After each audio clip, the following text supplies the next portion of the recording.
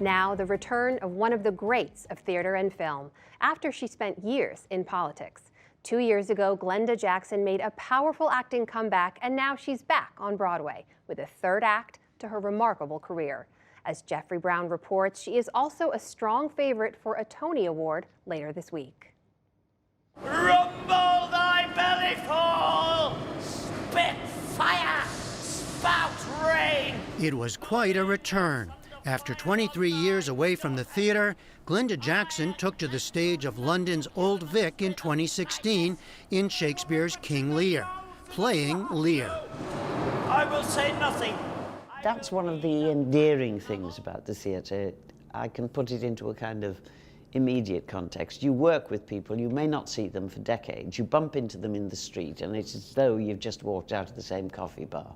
You know, there's no time gap.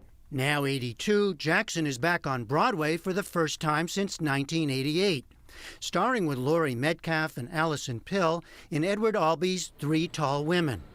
It's a play about memory and aging that appealed to Jackson partly because of its strong female roles, something she says is a rarity. We talked recently at the famed Sardi's restaurant in Times Square. It has been my experience ever since I first walked onto a stage and got paid for it, that contemporary dramatists find women really, really boring. We are never, or hardly ever, the kind of dramatic engine of what they're writing. Why do you think that's been the case? You're a man, you tell me. Why do men, who are in the main still, the majority of contemporary dramatists, find us so boring? They just don't seem to think that being a woman is either interesting or dramatic or challenging or dangerous or any of the things that any woman in the world knows our lives can and not infrequently are. And has this been a problem for you in your career in finding roles? Well, of course it's a problem. Yeah. I mean, and it's a problem that doesn't seem to have changed. That is bemusing to me because it hasn't shifted in all the years that I was in the theatre and now I'm back in it. It's hard to imagine anyone finding Glenda Jackson boring. Beginning in the 1960s, Jackson was a prominent presence on stage and screen on both sides of the Atlantic. I could never love you. She reached wide fame in the 1969 film Women in Love, for which she won her first Academy Award for Best Actress. Her performances, often playing strong, dynamic women, continued to win acclaim and awards, including 2 Emmys for the 1971 BBC series Elizabeth R. I am an absolute princess, which aired on public television's Masterpiece Theater.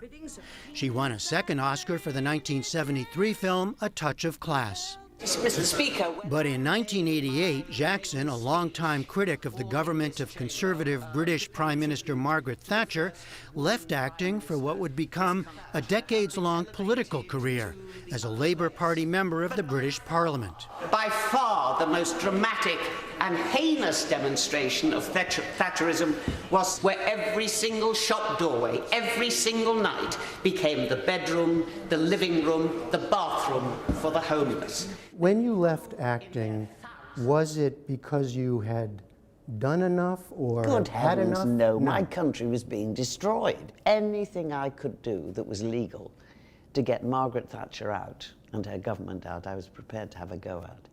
And because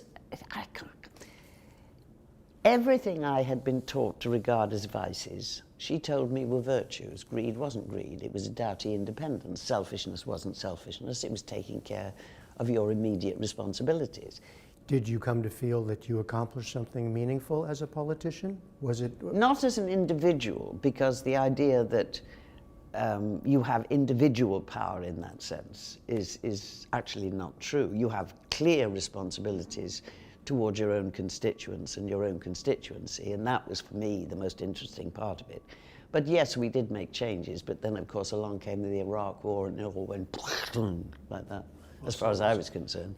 One issue she championed, women's rights in the home and workplace.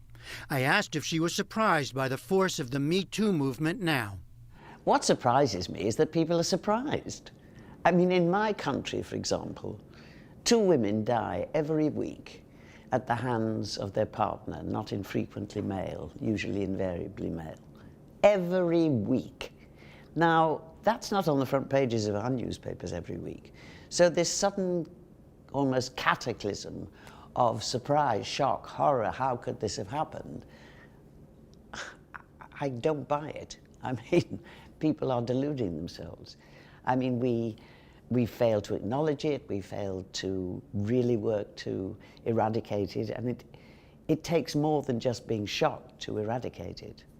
So for you personally, do you have any regrets about having taken the time away for acting to be a politician? Oh, no. I mean, No. It is an inordinate privilege to be a member of Parliament.